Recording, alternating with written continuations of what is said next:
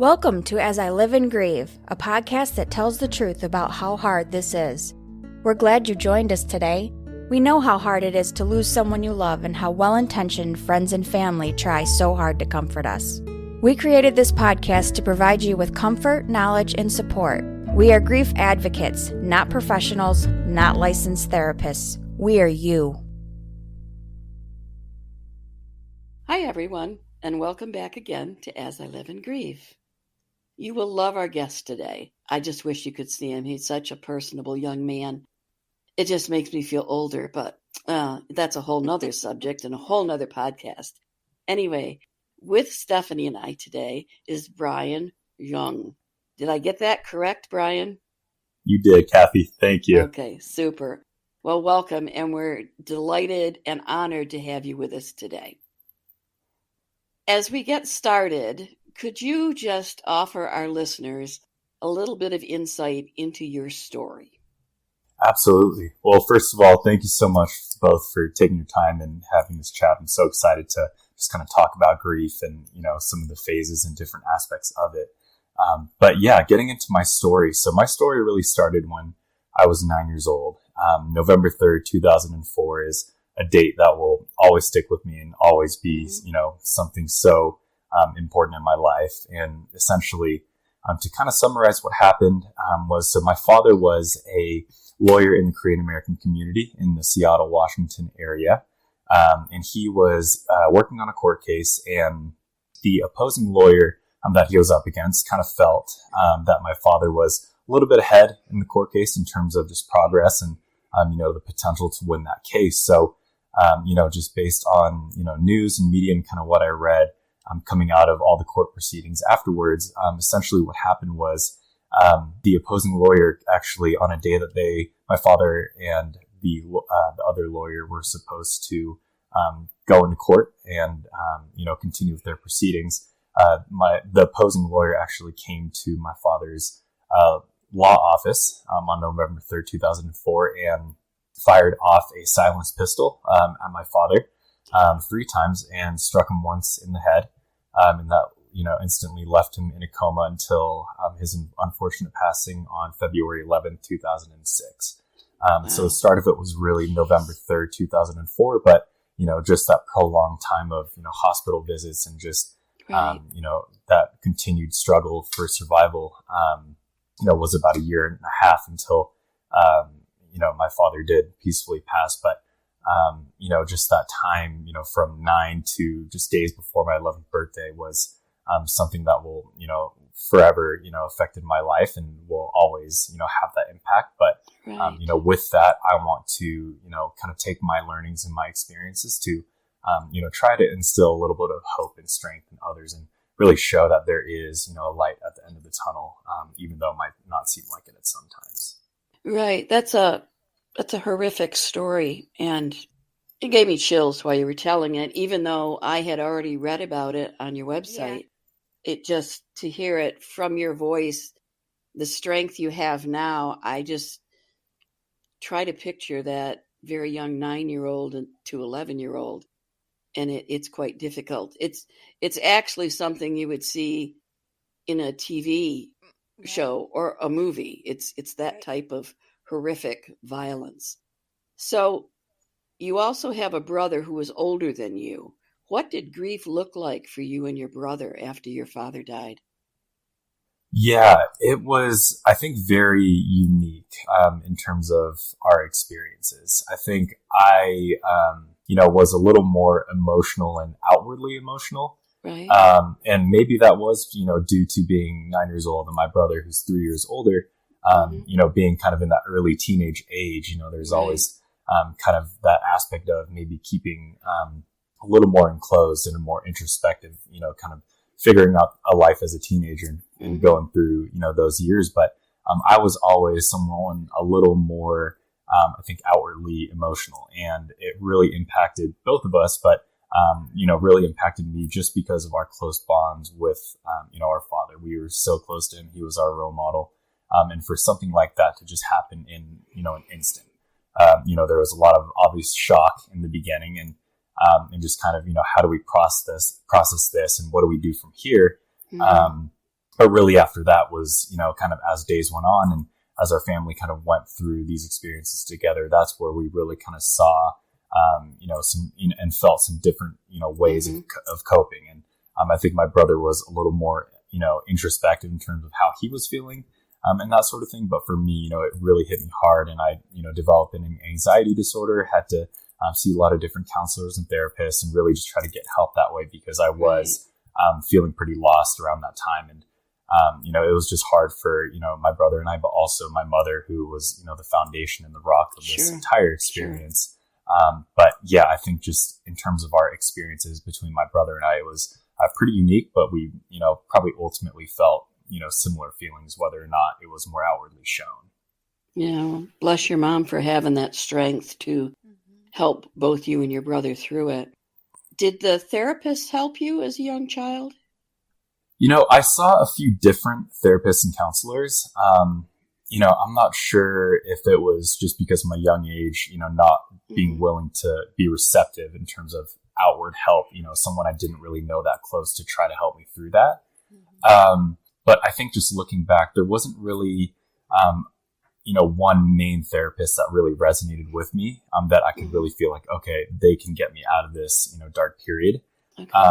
But I think the last therapist, which I kind of vaguely remember, he was a doctor and he kind of asked the right questions. He framed some questions in a different way. And I was my brother and I were big in sports. So he would kind of, have this, this revolvement around how sports can help you out of this essentially. And I think that's what kind of clicked, even though it wasn't, so direct. It was more just, okay, it's a reframing that I think I needed at that time. Good. I'm glad that works. Yeah, sometimes as a therapist, and neither Stephanie nor I are therapists. We're just the average person. But sometimes I think it takes a while for a therapist to find that connection. And Stephanie's younger boy, AJ, is very much into soccer. It's pretty much he lives, eats, and sleeps it, as does Stephanie as a soccer mom. But so I can see how making that correlation with sports would have more of an impact or doing that. So kudos to your doctor for making that connection and helping you. Well, and I think it's important to understand, too, that the first therapist that someone sees is not necessarily going to be the right one. Right. I think there's a lot of trial and error with that, too. Yeah. And I think people don't get that. Yeah, sometimes it could take a couple different therapists for you to make the right click, I guess, or for them to frame it, especially with a child. I mean, I know myself as an adult, I think that if a certain therapist is going to basically rub me the wrong way when I'm dealing with something traumatic, I'm probably not going to stay with them. Right. But, and especially as a child, I think that's even more difficult to try to. I don't like that kids have to deal with grief. I wish there was something that we could change. You know what I mean? It's hard enough as an adult. Right. You just kind of mentioned, looking back right now, I just have so much, and especially right now, after this COVID pandemic that we've all been going through and this kind of enhanced, importance of mental health, I just have so much respect for therapists and those that are working to help, not only mental health, but all aspects of, someone that they may not know so closely. And, there's really no one-stop shop solution to, essentially fix someone. You have to kind of come to understand someone else's situation, how they're going to react to certain questions, certain responses. And it takes a special person to really, take their time to not necessarily take it in as a burden, but really try to, really get enveloped into their world and really try to help them that way. Yeah, exactly. So kudos to all the therapists out there. We appreciate you. But it's very true when we're in pain, whether it's grief or another pain, so many of us, we just want it fixed. We want it to go away. And we're not that patient as a patient sometimes. So we need to be a little bit better of that. And especially with grief, it takes time. It just takes time. And it's different for every single person. So as you grew into your teens and everything, at what point did you get the feeling that you wanted to do something to help others? Yeah, I think it really kind of started resonating in my college years, to be honest. I think when I was in middle school and high school, it was still kind of in that process, even though I might have not felt it so closely. Right. I think it was really still just that processing. Sure. Of, okay, now I'm going to, my family and I are going to live life without our father around. Right. How is that going to be moving forward? But in college, I'm not sure if, I can't really pin it to a specific event or something that happened, but I think in college, maybe just with maturity and growth over time, I've really wanted to figure out a way to help others through what I went through. And that was something important to me just because I know that I'm not the only one that goes through something like this. And there are so many others that go through similar experiences, one way or another. And for me, it was just kind of a call to action, personally, just to say, okay, let's kind of start brainstorming about some different ways, maybe we can help some others, maybe whether it's within my own, inner peer circle or, if it's someone I've never met before. And just wanting to help someone has always been, something that, I've always been kind of prioritizing, in terms of empathy and having that kind of understanding of others' feelings and putting myself in someone else's shoes. And so college was really when I started to think about, okay, let's try to, make something happen in terms of some concrete way we can really get our foot in the door and try to help, one person at a time. And that's kind of how, the origin of This Is Why began. Right. And you recalled what it was like as a young child to go through that trauma, that violence, and then losing your father on top of it all. So that's the area you chose to focus on. And I think that was just so appropriate. Now, there's another thing other than sports in your life.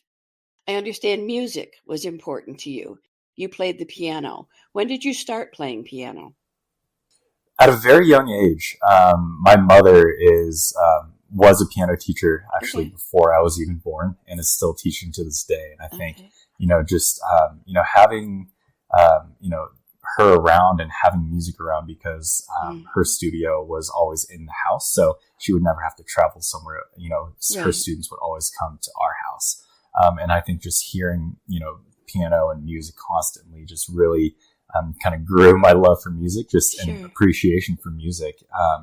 And so started out, playing piano and it was easy just to have my mother around, but I actually did have a different piano teacher, which is funny because my mother always thought that we maybe, I would always kind of fight with her in terms of, I don't want to do this. I don't want to, play this song or whatnot. So, obviously she was always supportive, but we met with one of her peers in the piano teaching network. And, I went to her and then whenever I needed some extra help at home and practice, obviously my mom was there, but just kind of something funny to look back at. But, I started out with piano, but the classical kind of tone, wasn't really resonating with me as much.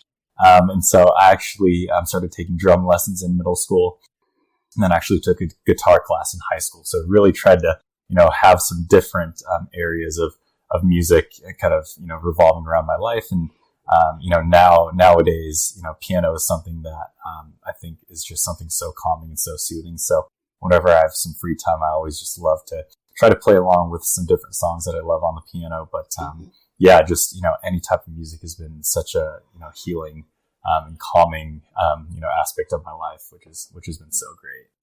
So when you were grieving, did you go to the piano to play, to soothe yourself, to help yourself? Honestly, I didn't.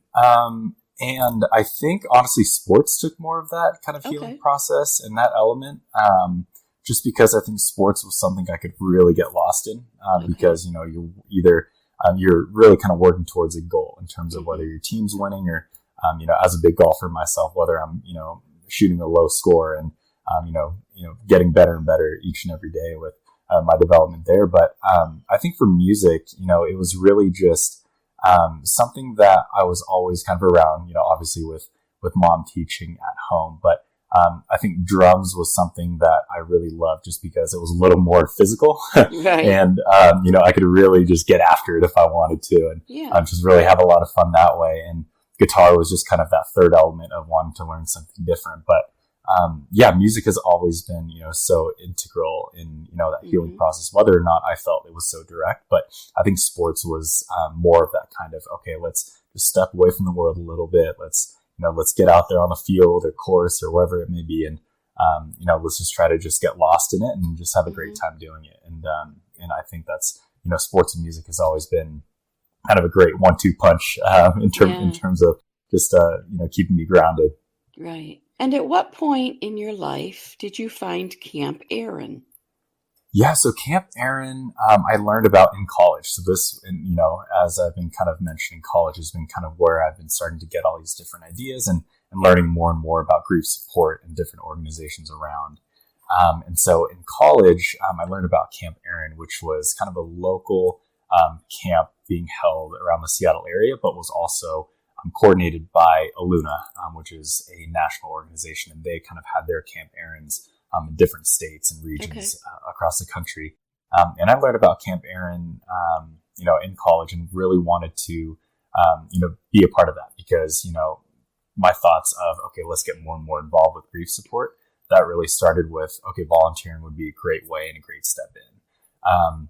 So I got in contact with a few different people for the local Camp Aaron around the Seattle area, and was ready to take on my first volunteering role in 2019. And so that was 2 years after I graduated, actually, but just kind of learning about Aluna and Camp Aaron kind of started in college, and then, really wanted to take more action once I got out of college. But yeah, 2019 was my first Camp Aaron experience, and it was unbelievable. Just seeing all those different kids. And it's essentially a camp, for those who don't know.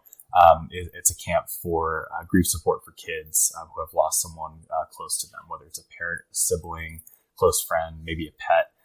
Just kind of getting all those kids together and just having this great cathartic healing experience for them. So a bunch of volunteers kind of help out with different, ritual activities, tasks, games, really just try to make it a really fun time to have them, hopefully gain a little bit more healing and acceptance in terms of their loss and really, going through that process that way. But it was just such a life-changing experience for me, and I know for those kids as well. And, it's just such an incredible organized event. And, I see it year after year, and it's just always, it's so impactful.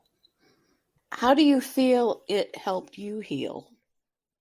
Yeah, I think, honestly, being a part of it and, just being around the whole programming, obviously all the volunteers were just incredible, caring, generous, friendly people. And even themselves, may have gone through a loss, and they were kind of using the camp as a reciprocal kind of healing experience as well.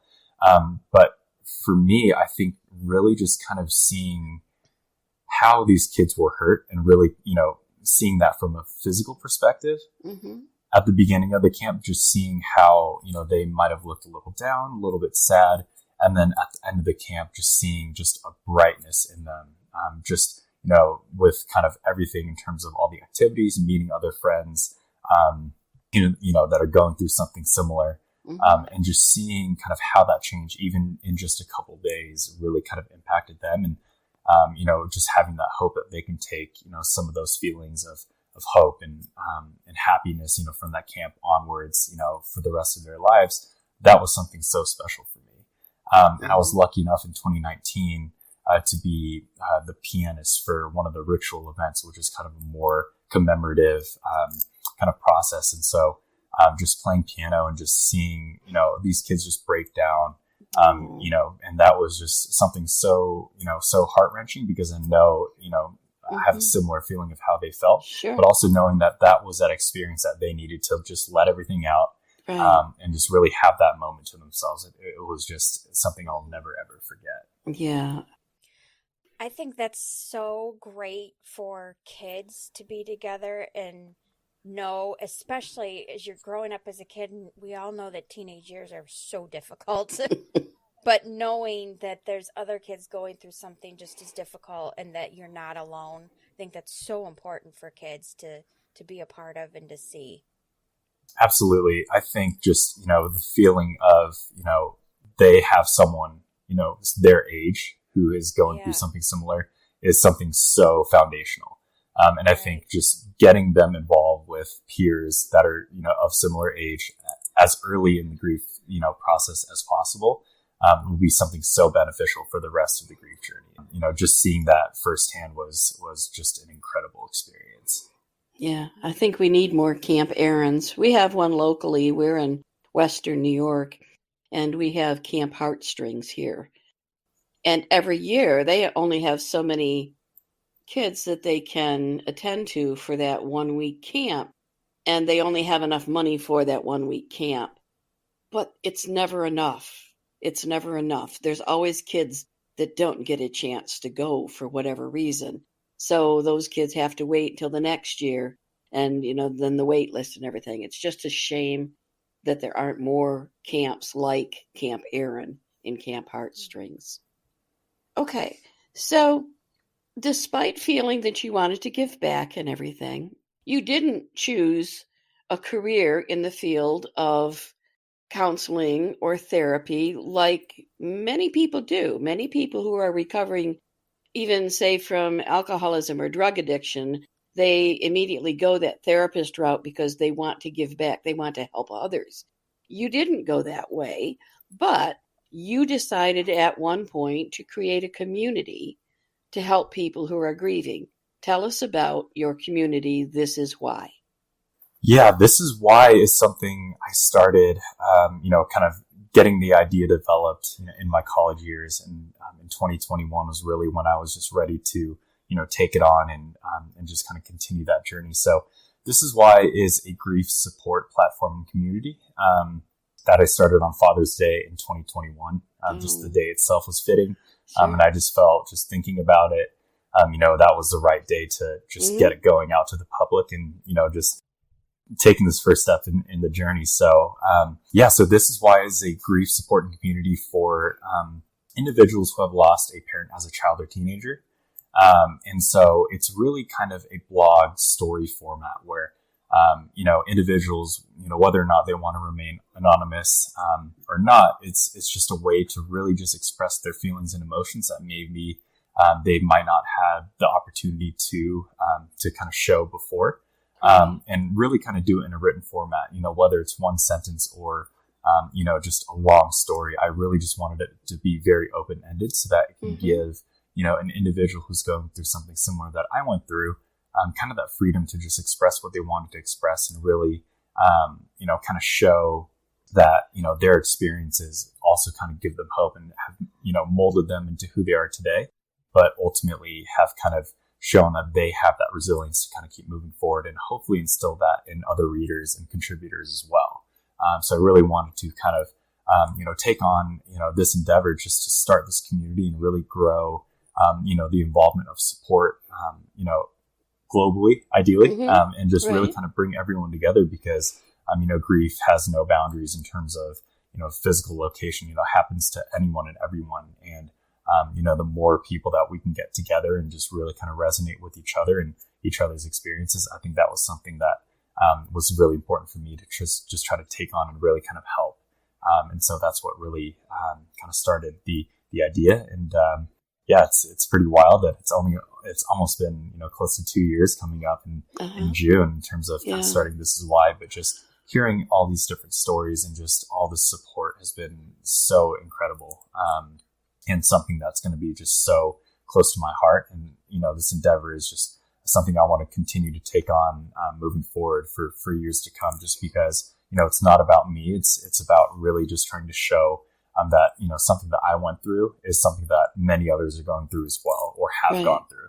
And it's really just kind of bringing everyone together to really just bring each other up and just, just build that support network around the world a little bit more. Right. So people can share their story and they can also read other stories.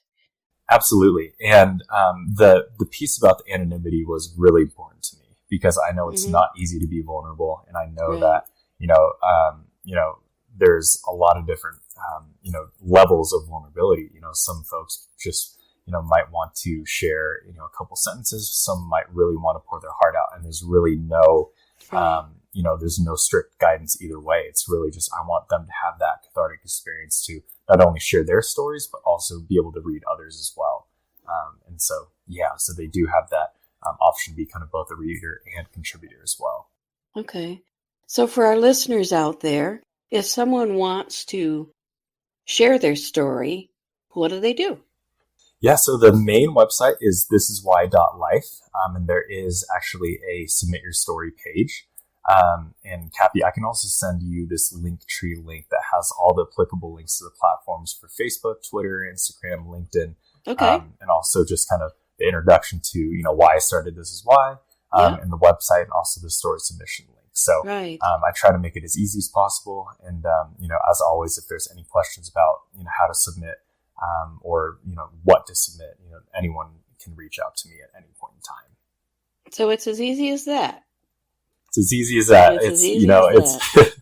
It's something that, can be, hopefully beneficial for, readers and also just anyone else who has shared their story, and, really kind of show that, being vulnerable is something that, is hard, but is something that can help so many others. And I, just want to try to, continue to make it a little bit, easier and easier for as many people as possible.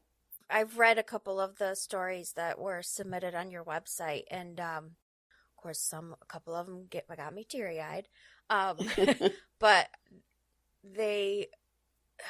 reading them just makes you. They should write more, is what I'm trying to say without crying here. Yeah, very emotional, but hopefully that even them writing the one post got that release for them that they should have needed. But it's going and read and then submit your own story. Right. And Bryan has made it so easy. If you want to share your story, and you can do it anonymously. You don't have to put your name out there for everyone to see. And I know for a fact that sometimes we stuff these stories away and we don't want to share them with others because A, it's too difficult to express it, and B, there might be something in that story that you're just maybe not proud of or is difficult for your family, and you want to keep that close to you. But here's an opportunity to share anonymously. And as Bryan said, it's as easy as going to the website, writing it down, clicking a button, and sharing your story. So there's no excuse.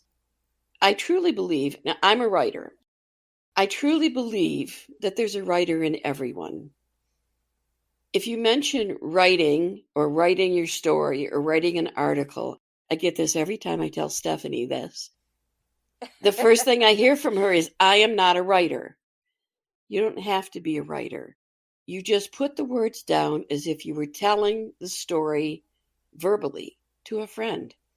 That's all it is. You just tell your story. Simple as that. Don't worry about grammar. Don't worry about proofreading. Just put the words down. And one of my favorite expressions is, I love to have written. Because Stephanie's right. There's that cathartic feeling once the words are on the paper and you take a deep breath and sit back and say, I'm done. There is a sense of healing, a sense of growth, and a sense of pride that you put that down on paper, that you got it out of your system.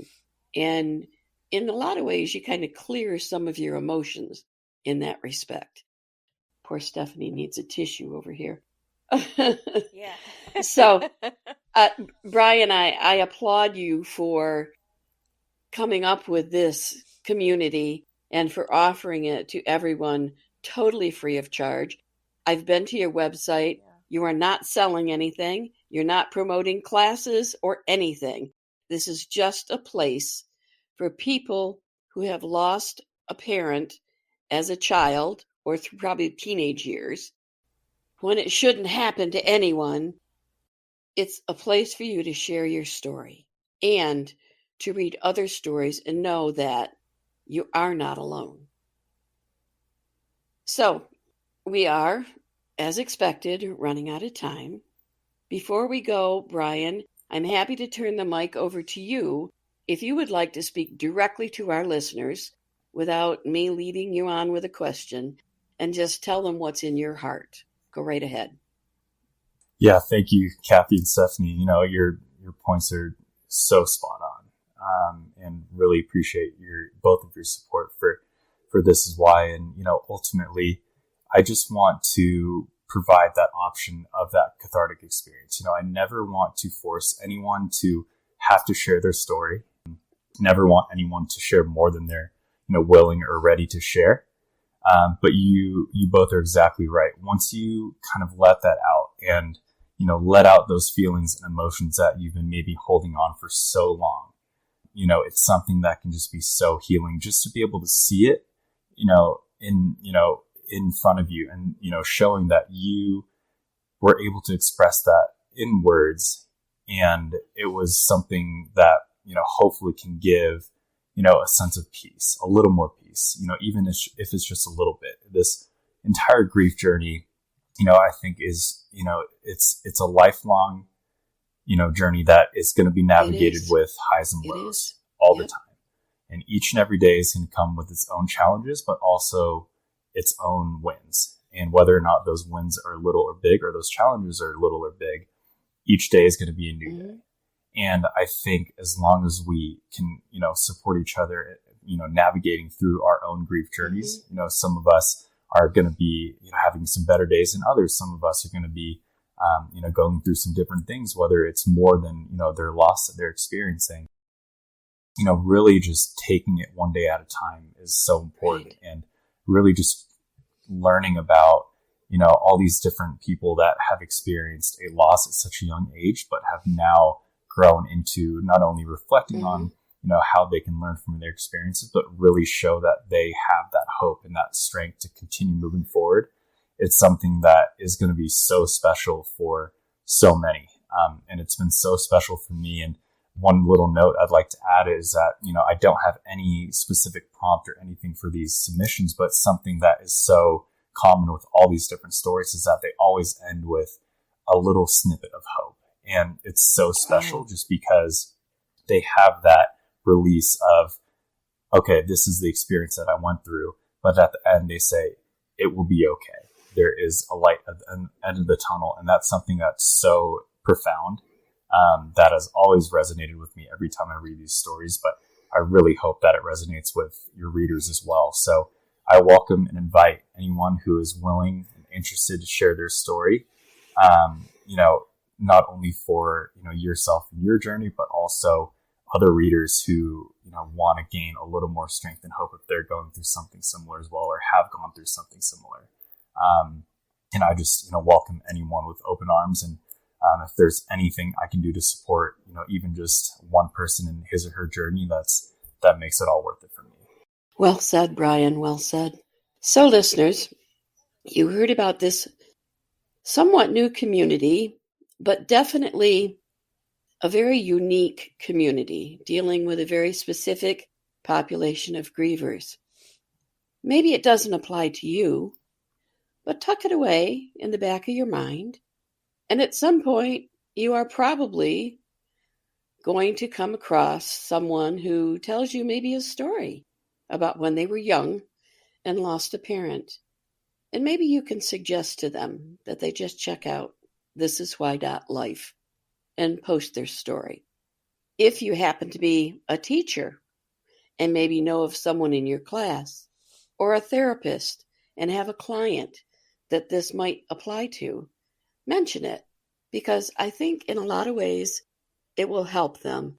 Again, it will help them heal by getting the words down on paper, getting it out of their mind, their thoughts, their heart, but it also will help them to know that there are other stories there that they can read and know that it didn't happen to just them. There are others that have parallel instances, so to speak. As always, we mention self-care, and truly, this is a form of self-care. It's one of the ways that you can help yourself heal by writing it down. Whether you submit it or not, whether it applied to you or not, you can write it down. Take care of yourself. And above all, we hope that you come back again next time as we all continue to live in grief. Thank you so much for listening with us today. Do you have a topic that you'd like us to cover, or do you have a question from one of our episodes? Please email us at info@asiliveandgrieve.com and let us know. We hope you will find a moment to leave a review, send an email, and share with others. Join us next time as we continue to live and grieve together.